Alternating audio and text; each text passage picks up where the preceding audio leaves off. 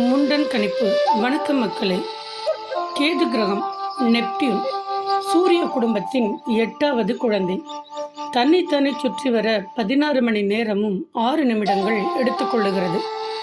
சூரியனை சுற்றி வர 165 ஆண்டு பூமி காலம் ஆகும். இந்த கிரகமும் ஒரு பனிக்கட்டி ராட்சசன் என்றால் நீங்கள் நம்பித்தான் ஆக வேண்டும். குளிரான கிரகம். மறை -214 செல்சியஸ். ஹைட்ரஜன், ஹீலியம், சிறிதளவு மீத்தேன் போன்ற வாயுக்களாலான வளிமண்டலம். காற்று மணிக்கு 2100 கிலோமீட்டர் வரை வீசும். உட்பகுதியில் மீத்தேன் காரணமாக அழுத்தம் சீரற்று அமிலமழை, வைரமழை பொழிய வாய்ப்புண்டு என விஞ்ஞானிகள் கருதுகின்றனர். அடர் நீல நிறத்தில் நீலவன் என்றும் அமுதன், வைரமகன், நீலோன், வருணோன் என்று எம் முன்னோர்கள் பெயர் கொடுத்து வைத்துள்ளனர். விஞ்ஞானிகள் தொலைநோக்கி மூலம் பார்ப்பதற்கு முன்னரே கணிதத்தின் கணக்கு மூலம் அறியப்பட்ட கோள். சனிக்கிரகம் போல இந்த கிரகத்திலும் மெல்லிய வலயங்கள் உண்டு. பூமியிலிருந்து தெரியாது. நெப்டியூன் எனப்படும் கேது கிரகத்தில் பெரிய நிலவு உண்டு. மற்ற கிரகங்களின் நிலவுகள் சுற்றும் திசைக்கு எதிராக இதன் நிலவு சுற்றி கொண்டு இருக்கிறது. இதன் பெயர் ட்ரின்டன். இது மட்டுமே ராட்சச நிலவு சூரிய குடும்பத்தில் எதிர் திசையில் சுற்றி கொள்ளுகிறது. மற்ற 13 நிலவுகளும் மிக சிறியவை. பூமியிலிருந்து 450 கோடி கிலோமீட்டர் தொலைவில் உள்ளது. பூமிக்கு நேரடியாக எந்த மாற்றத்தையும் ஏற்படுத்தாவிட்டாலும் சூரிய குடும்பத்தின் வெளிப்புறத்தில் இருந்து வரும் ஆபத்தான விண்கற்கள், எரி நட்சத்திரம் பூமியை நெருங்க விடாதபடி பாதுகாப்பு கேடயமாக செயல்படுகிறது. Ketu south node of the moon. வானத்தில் சந்திரன் பூமியை சுற்றி வரும் பாதை, அதே போல பூமி சூரியனை சுற்றி வரும் பாதையும் உண்டு.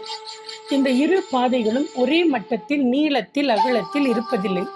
அதாவது மக்களை, 2 வட்ட பாதைகளான சந்திரன் பூமிக்கு போவதும் பூமி சூரியன் நோக்கி போகும்போது 2 இடங்களில் ஊடுருவி போகும் புள்ளியே நூட்ஸ், தமிழில் வெட்டு புள்ளி அல்லது சந்திப்பு புள்ளி அல்லது கணு என்றும் அழைக்கலாம். கேது சவுத் நோட்ஸ், இறங்கு முடிச்சு, இதை தெற்கு முனை. மக்களே, இந்த இறங்கு முடிச்சு என்பது கர்ம வினை முடிச்சு.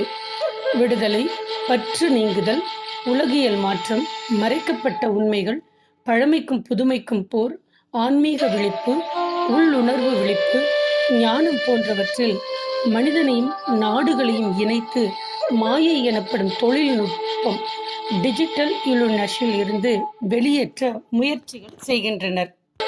உலகியல் கணிப்பு எனப்படும் முண்டன் ஆஸ்ட்ராலஜியில் ராகு, கேது என்ற 2 கோள்களும் முக்கிய பங்கு வகிக்கிறது.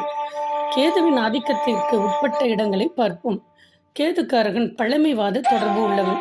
ஆன்மீகம், நீர், ரகசியங்கள், மாயை போன்ற செயல்பாடுகள்.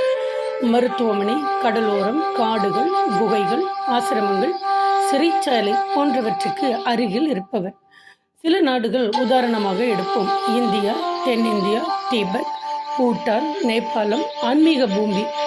அயர்லாந்து, நார்வே, ஸ்வீடன், பசிபிக் பெருங்கடல், பல தீவுகள், காடுகள், குகைகள், மயானங்கள், மருத்துவமனை, சிறைச்சாலை, லட்சத்தீவுகள், அந்தமான் தீவுகள், இலங்கை கேது ஆதிக்கத்திற்கு உட்பட்டவைதான்.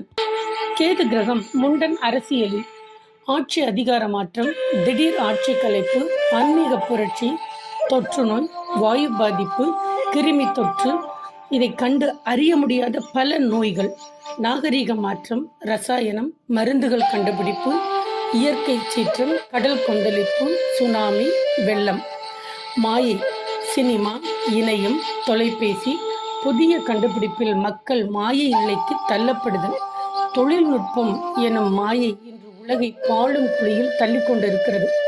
ரகசியங்கள், உளவு, ஊழல் போன்றவை வெளிப்படுவது என கேது வெளிச்சம் போட்டு காட்டக்கூடிய துறைகள்.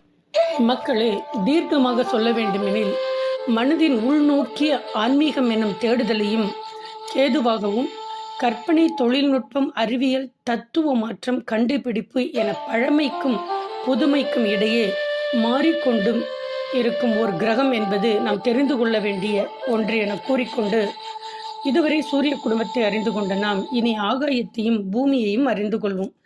அடுத்த பயணத்தில். அதுவரை உங்களிடமிருந்து விடைபெற்றுக் கொள்ளும் உங்கள் அம்மாஜி, டொரண்டோ, கனடாவிலிருந்து. நன்றி மக்களே.